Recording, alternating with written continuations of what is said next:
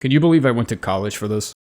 Good, because I didn't. Effect stacks with Shriek of Milos, providing 8 extra FP per enemy killed. This also buffs a selection of other physical projectiles that don't have to do with bows or crossbows. Rock Sling, Spectral Lance, Beast's Roar, and the Great Oracular Bubble all get a decent range boost from this talisman. Pair with Shard of Alexander and Radagon's Rain gets even stupider. Also works with ballista weapons like the Jar Cannon. Ever wanted to carry multiple weapons at a single loadout, but you don't want your ass to smack the ground like a wet pancake whenever you try to dodge? Well, here you go, this is the talisman for you. Complements gravity builds very well, as gravity sorceries and most unique skills on gravity-related weapons like the Onyx Lord's Sword or the Falling Star Beastjaw do extremely high poise damage. Colossal weapons usually have 2 separate hit animations for critical attacks, meaning this effect will proc twice. Also good with Ritual Sword. Stack it on top of Spiked Cracked tier for more damage, and also pair it with poise buffs like Leaden Hard tier so your charged attack actually has an opportunity to land against more difficult enemies. Especially powerful in the early game when your HP bar is the length of a fingernail, and it can give the regen effects on the Royal Remain set a helpful boost. Use light armor with special bonuses like Raptor's Black Feathers or the Snow Witch Hat to maximize specific types of damage. Put both Opaline tiers in your Physic Flask and don't use it until you dip below the 20% threshold, allowing you to either take more hits or deal more damage depending on which one you have. Use this to nullify some of the lower damage negation from the Dragon Bolt incantations. Also pairs well with the Bullgoat armor, which has a really high base lightning defense. Just because you have light armor doesn't mean you can't benefit. The Nox Sorceress, Ronin, Ragged, and Vulgar Militia sets all offer really decent poise despite their lighter weight. 25% is worth a lot more on some weapons than others. Moonlight Sword buff is cut down tremendously, and pure melee users can use Lion's Claw and Bloodhound's Finesse even more often. This one is... this one's pretty inexcusable. The percentage increase is barely ever worth it, but the +2 version boosts your FP by 11%, which is a pretty decent amount if you're only using FP for big summons like Rollo or Tish. Can potentially replace Primal Glintstone Talisman if you feel like the 15% HP reduction is too much of a commitment. If you're a caster and a summoner, you're used to big chunks of FP being consumed at a time, so stacking these two can definitely help out. Most frenzy attacks in the game also deal fire damage, so pairing this talisman with something like Flamedrake or an incantation like Flame Protect Me can make frenzy enemies like the Hooded Trolls much less of a pain to take out. The jump attack bonus stacks with Raptor's Black Feathers. It can also benefit from the Stone Barb tier or Hammer Talisman due to jumping heavies having really high stamina damage. With this talisman, pots are actually worth using outside of early game. A lot of higher end pots consume FP, meaning Primal Glintstone or Cerulean Seed also pairs with this really well. You can't stand up, but you can roll, and it doesn't break invisibility.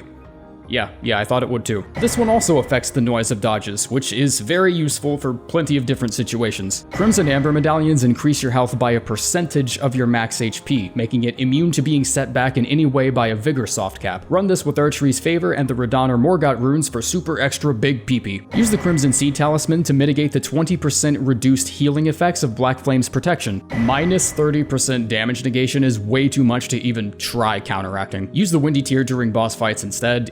It has the exact same effects with only 15% reduction. If a weapon has a vertical attack, then it's likely going to count as a headshot impact. Physical attacks from larger bosses like Dragonkin that aim downward at your character are almost always going to do this. Also, if you made a beautiful face and don't want to put a helmet on, then yeah, just wear this. Surprisingly good in duo fights. If you're blocking and something breaks through, chances are the second guy is also winding something up for you, and this talisman will cut down on that damage pretty well. It's honestly worth considering Bullgoat Talisman with this. If your guard countering against a larger enemy, these can prevent you from getting smacked out of the attack animation. Stone Barb tier is also a worthy addition because guard counters already inflict high poise damage. Put this on as a Mimic tier boss is spawning and reading your build. Once they start running at you, unequip it and they'll take double damage. Not just useful for daggers. It's great for builds that use any weapon with a critical rating higher than 100, such as the Lordsworn Sword and Greatsword, the Executioner's Great Axe, and the Rapier. Dragoncrest Talismans are great for mitigating defense reduction from all kinds of sources like the Howl of Shabriri, the Soar Seals, the Windy Crystal tier, and even items like the Blood Boil Aromatic. Percentage based, meaning you can get the most out of it during the end game with Crimson Amber Medallion, Morgott's Rune, and a Vigor bar that stretches over the whole ass compass. Fuck it,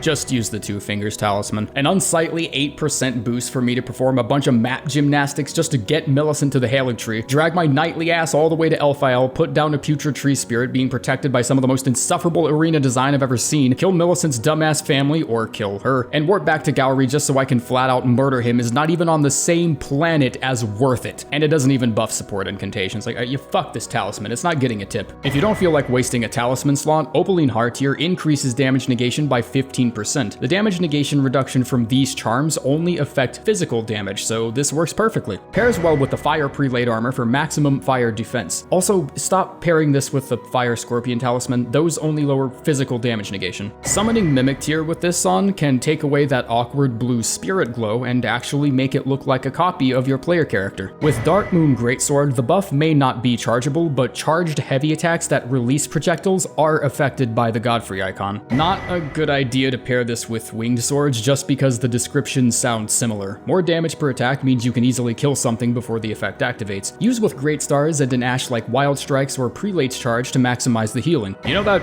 rune farm spot in Mogwin Palace with all the Albinorics? Yeah, wear that here.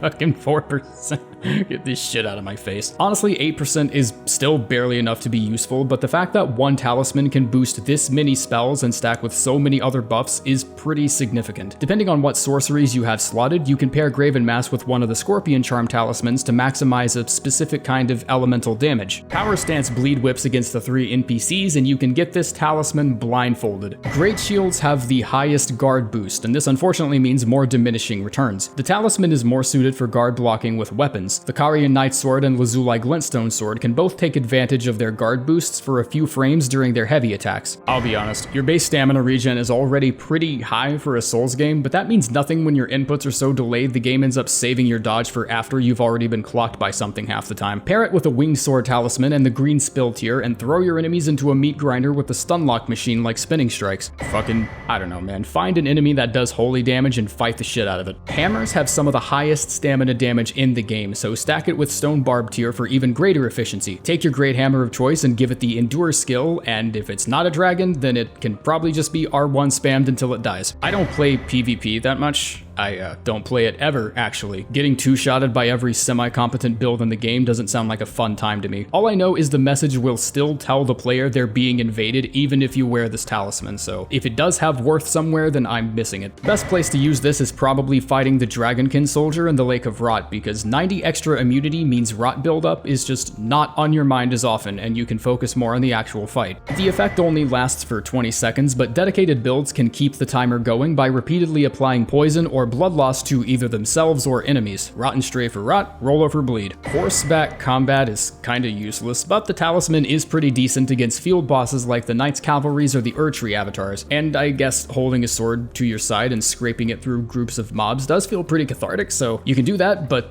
you can do it 15% better than before. Bad. Doesn't prevent lethal damage, so if a drop would normally kill you, it'll still kill you with this on. Just don't be fooled. I'd rather clean a litter box than equip this shit. If you don't feel like dealing with the damage negation reduction, you can get the Dragoncrest Talisman by talking to Dee and opening up the portal near the Third Church of Marika that goes to the Bestial Sanctum. I'm a little shit baby that needs to have everything in alphabetical order, so just go to the Winged Sword Talismans for this part, because not only are they the exact same effect, but they stack with this one as well. Might be a hot take here, but this actually isn't useless. It does sound useless on paper until you remember most of the showstopper spells require multiple slots to cast. This is really easy to see on Dragon Communion builds, as Placidus Axe's Ruin and Grail's Roar take up a total of 5 slots just by themselves. This can stack with any of the 3 mentioned before, in addition with the Speckled Hard Tier. You can pair the Mottled Necklace with the Stalwart Charm and pop the Speckled Hard Tier, and suddenly Mog doesn't sound as threatening. Despite saying it only works with sorceries and incantations, it also increases the duration of Rallying Standard. This not only applies to weapon buffs, but also health regen spells, damage negation, and even the HP sapping effect you see on Black Flame incantations. Most useful against bosses or groups of enemies that deal multiple types of elemental damage. Ancient Dragons, for instance, deal both fire and lightning damage, but a measly 9% damage negation on the +2 variant is just straight up not as worth it as other negation options. Honestly, just use Erdtree's Favor or something. Use this for a damage buff to the Perfumer's Bolt if you're using a crossbow. Lusat's Staff gives this talisman a crazy amount of value. This does work with incantations as well, so even though you're losing out on 15% of your HP, any healing spells you have will still be made efficient enough to make up for the deficit. These talismans boost your vitality by 90 and 140 respectively, but if that's not enough for you, it can also be stacked with items like the Pillory Shield and Grave Scythe, each with their own small buffs to your vitality.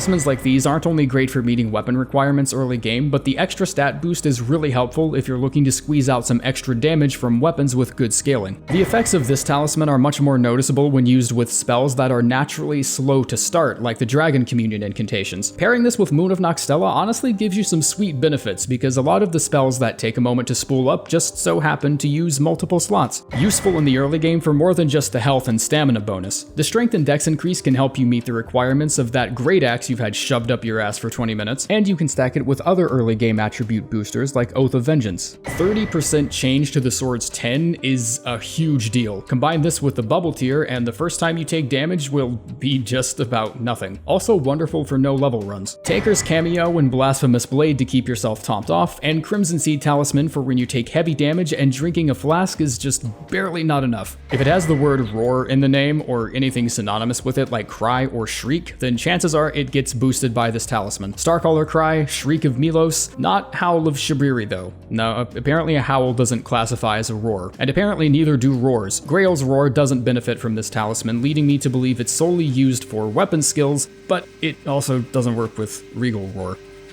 Yeah, this one's fucking weird. This one's also a little weird because a lot of the multi-hit spells you'd think would be compatible usually aren't. Most of the Carian sword spells work, but not Tibia Summons or Inescapable Frenzy. It also works with Repeating Thrust, which is pretty fun. If you're stuck in a wall, or FromSoft hates you, or you're just in co-op and you want to make a dramatic exit, combine this with the Ruptured Tear in your Physic Flask, put this talisman on and some other damage negation reduction items, and shotgun that bitch, killing you and resetting you at the last grace while keeping all your runes. Best used on the host, because anyone being summoned into another world takes a massive HP and FP penalty. This means tank builds are best for hosts, and support or status builds are better for cooperators. Really sad you can't equip these together anymore, but I mean, I understand why. Wonderful with high damage skills like Piercing Fang or Storm Assault, and really efficient on lower cost skills like Magma Guillotine and Flowing Form. If you don't mind the attack penalty, you can pair this with Silver Tier Mask to increase your arcane stat, and in turn, your item discovery. The first heavy attack of a katana or a straight sword is almost always a thrust attack, and it goes out very quickly, making it easier to actually catch enemies in the middle of an attack animation. Pairs up really well with Scholar's Shield, and also mitigates the effects of Knowledge Above All, which lowers your magic resistance. The Stalwart Charm increases Robustness, which in other words means your resistance to bleed and frostbite. Robustness is heavily affected by the Endurance stat, so the lower you are on Endurance, the more you probably need this. Also stacks with Speckled Hardtear. There's a surprisingly large amount of mid to end game weapons that have either Intelligence or Faith as a secondary stat requirement, making talismans like these really useful since leveling up is usually a pain the further into the game you go. Start the game with the hero class and walk straight to Fort Gale and pick this up, increasing your total strength to 21. Pick up Radagon Soreseal from Fort Ferrith while you're at it, and you're 4 levels away from using that great axe straight out of the box.